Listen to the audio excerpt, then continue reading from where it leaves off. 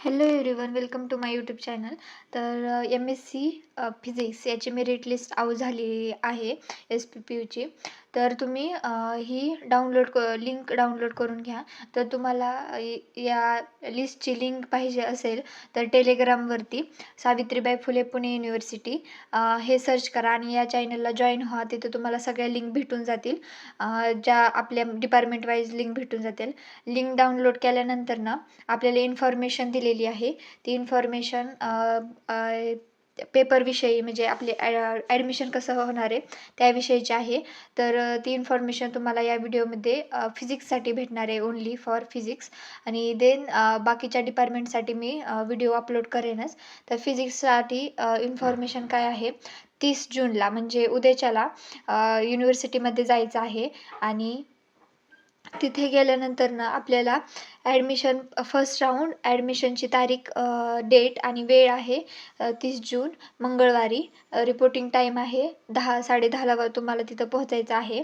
त्याच्यानंतर ना महत्त्वाची टिप म्हणजे विद्यार्थ्यांना ॲडमिशन हॉलमध्ये ॲडमिशन राऊंड सुरू होण्याआधी 15 मिनिट जाऊन बसायचं आहे. म्हणजे असं नाही की तुमचं हे लिस्टमध्ये नाव आलं आहे म्हणजे तुमचं ॲडमिशन झालं आहे, असं नाही आहे. तर 15 मिनिट आधी तुम्हाला तिथे जाऊन थांबायचं आहे. फर्स्ट जे मेरिट लिस्टनुसार तुमचं ॲडमिशन घेतले जाते. देन वेटिंग लिस्टला जे आहे, जे मेरिट लिस्टमध्ये नाही आहेत, म्हणजे जागा शिल्लक राहिल्या तर वेटिंग लिस्टमधले स्टुडंट घेतले जातील. तर वेटिंग लिस्टमध्ये जे आहे त्यांना कन्फर्म भेटणं असं पण नाही आहे. जे प्रेझेंट राहतील विद्यार्थी तिथं त्यांनाच ॲडमिशन भेटेल. त्यानंतर ना ॲडमिशनचे ठिकाण कुठे आहे आणि रिपोर्टिंग करायचं आहे, म्हणजे कोणत्या ठिकाणी रिपोर्टिंग करायचं आहे. तर Raman hall, department of physics, Savitribai Phule Pune Vidyapeeth, इथे जाऊन तुम्हाला तिथे रजिस्ट्रेशन करायचं आहे आणि ॲडमिशनचं. आणि त्याच्यानंतर ना एक्झाम एंट्रन्सच्या मेरिट लिस्टवरतीच तुम्हाला इथे ॲडमिशन दिले जाईल. कॅन्डिडेट स्वतः उपस्थित राहणे अनिवार्य आहे. जर त्यांच्या कोण रिलेटिव्ह म्हणजे पालक नातेवाईक त्यांचे असेल तर त्या कॅन्डिडेटची ऑथरायझेशन लेटर हे त्यांनी घेऊन जायचं आहे. वेळेवर हजेरी लावणे खूप महत्त्वाचे आहे. आणि ॲडमिशनची क्रमवारी आणि प्रोसेस, सुरुवातीला मेरिट लिस्टच्या विद्यार्थ्याचे प्रवेश होईल, म्हणजे वरून सगळे मेरिट लिस्टचे स्टुडंट घेतले जातील. तर तो स्टुडंट तिथं प्रेझेंट नसेल तर त्याचं ॲडमिशन कॅन्सल केली जाईल. त्याच्यानंतर ना वेटिंग लिस्टच्या विद्यार्थ्यांना त्यानंतर ना जर सीट राहतील तर वेटिंग लिस्टचे विद्यार्थी घेतले जातील. आणि ॲडमिशन वेळ लागण्याची महत्त्वाची कागदपत्रे म्हणजे कोणते डॉक्युमेंट्स तुम्हाला लागणार आहेत. तर पहिले म्हणजे सगळ्या डॉक्युमेंट्सची तुम्ही PDF बनवून घ्यायची आहे आणि ती PDF तुम्हाला सेंड करावी लागते. त्याचबरोबर तुम्हाला म्हणजे जे रिअल डॉक्युमेंट आहे ते पण तुमच्याकडे पाहिजे, त्याची झेरॉक्स पण पाहिजे. फर्स्ट म्हणजे आपलं सेकंड इयरचं मार्कशीट, त्याची झेरॉक्स आणि थर्ड इयरचं मार्कशीट. लास्ट सेमचं मार्कशीट आलेलं नाही आहे, पण 5th सेमचं आलेलं आहे ते मार्कशीट.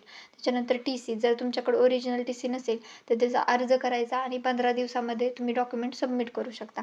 त्यानंतर मायग्रेशन सर्टिफिकेट आणि 10वीचे आणि 12वीचे मार्क्स.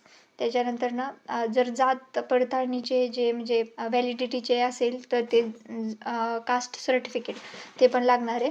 त्याच्यानंतर नॉन क्रिमिनल लेअर चे सर्टिफिकेट न्यायचं आहे. जर नसेल तर तुम्ही अप्लाय केलं असेल त्याची लिस्ट तुमच्याकडे पावती असेल ते सुद्धा तुम्ही देऊ शकता.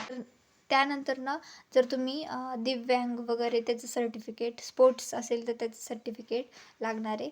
त्याच्यानंतर हमीपत्र, अंडरटेकिंग म्हणजे हे भरावं लागणार आहे. जर तुमच्याकडे हे डॉक्युमेंट नसतील तर तुम्ही 15 दिवसामध्ये सबमिट करू शकता, असं त्यांना हमीपत्र द्यावं लागणार आहे. त्याच्यानंतर ॲडमिशन फी भरण्याची पद्धत म्हणजे तुम्हाला तिथं ॲडमिशन फी भरल्यानंतर कन्फर्म होणार आहे. ॲडमिशन कन्फर्म करण्यासाठी तुम्हाला ॲडमिशन फी ऑनलाईन पद्धतीनेच भरावी लागते. फी भरण्याला अपयश आल्यास तुमचं ॲडमिशन रद्द होऊ शकतं. त्यानंतर महत्त्वाचा सल्ला म्हणजे सगळ्यांनी टाईमवरती पोहोचायचं आहे 30 जूनला in Savitribai Phule Pune university. Thank you for watching this video. If any queries then comment. I will solve these queries. Please like, share and subscribe.